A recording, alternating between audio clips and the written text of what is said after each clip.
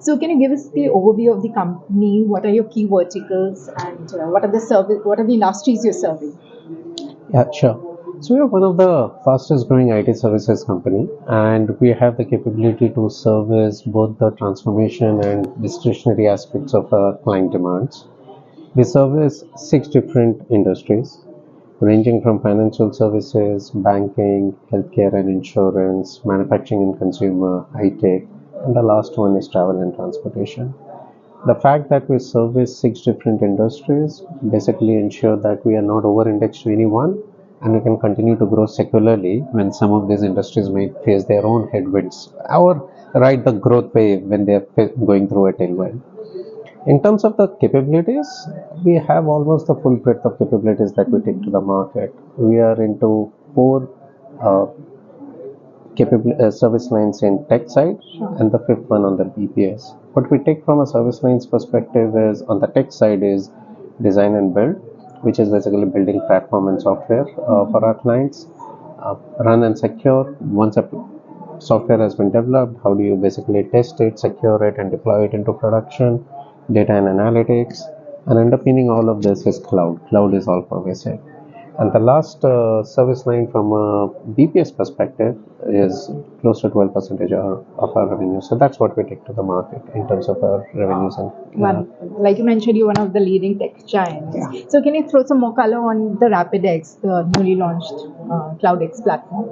Yeah, so RapidX is our latest platform, and it is a platform which has been built completely into the Gen AI era.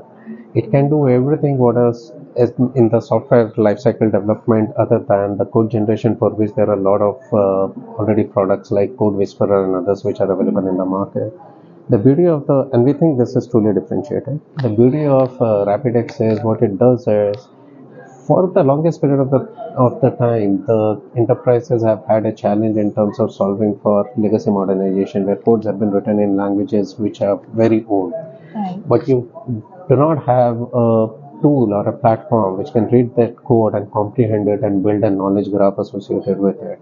This is what RapidX actually enables, which is basically help in terms of identifying the knowledge graph and the business logic which has gone in terms of writing those codes. And that's what we think is going to help our clients in their legacy transformation journey on a go forward basis. Fantastic. So which are the big markets for you? So North America is the largest IT services market. For us to that continues to be the largest market. Close to 72% of our revenue comes from North America, 22% comes from Europe, and 6% comes from Asia Pacific. Europe has been historically our fastest growth market, and which is a good news. Again, ensuring that we are not over indexed only to one market basically helps that, hey, we continue to grow secularly even when some of those markets have their own phases of economic cycles. All right. Can you give details of the IPO? So it's close to a circa $1 billion from an overall IPO size. Carlyle, who are the promoter holders, hold just about 95 percentage in the overall company, basically selling their stake, which would be close to 20 percentage within the price band that they have announced, and it's 100% OFS. The anchor book is on 11th, and then for the main book is going to open from 12th to 14th. Sure. So you're a talent-oriented company. So what are you doing to attract young talent? I think growth is the single largest magnet. If you continue to grow, everyone knows that they are going to grow in their career in terms of the work that they do, in terms of their individual promotions. So I think that's the single largest factor. The second aspect is the quality of the work. We spoke about what our RHP captures is. We spoke about RapidX, but there is a lot of other platforms which we take to the market, which is Amaze and Tensai. Amaze is actually patented in many countries. US and UK are the markets where we have patented in the large markets, if you think about. So the opportunity that the employees get in terms of being associated with a company which is growing and then doing cutting edge work, plus being part of the platforms which are basically truly differentiated in the market, added to the fact that we have been one of those very few companies which has actually given merit increases every year on time. We have not deferred it out, while some of them in the industries have used it as a profit lever, right? And that's you can look into two other additional data point. Our Glassdoor ratings is actually one of the highest in the industry compared to our peer sets, and key chose our CEO has a very high fan followership. I mean, it's 88% to 90% at any point of time. If you look Wow. into it, people who approve of him as a CEO, Sure. again, one of the highest in the industry. And that's ensured that we have had a very stable management. I mean, our average age of the senior management team, what we have in terms of their tenure within the company, is actually greater than 10 years.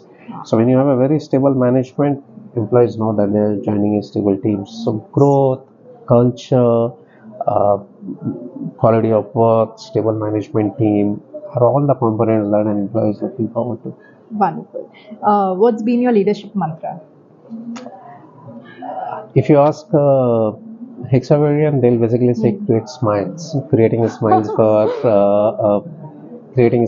the clients, creating smiles for clients, Sure. creating smiles for the shareholders. Now, when we go, creating smiles for the partners, creating smiles for the employees.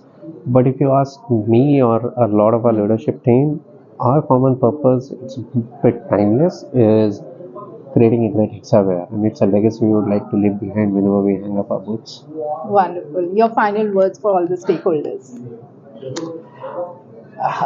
I don't want to get on the wrong side of the regulator, Yes. but I would say our performance speaks for itself. Yes. We were a listed company. Even when we went private, we had 40,000 plus shareholders. So we were a public company, just that we were not listed. Have followed the highest level of corporate governance. Our financial accounts are there. So it's a great company to invest in. Super. Thank you so much. It was a pleasure talking to you. Same here. And wish you a fantastic time at life. Thank Thank you. you.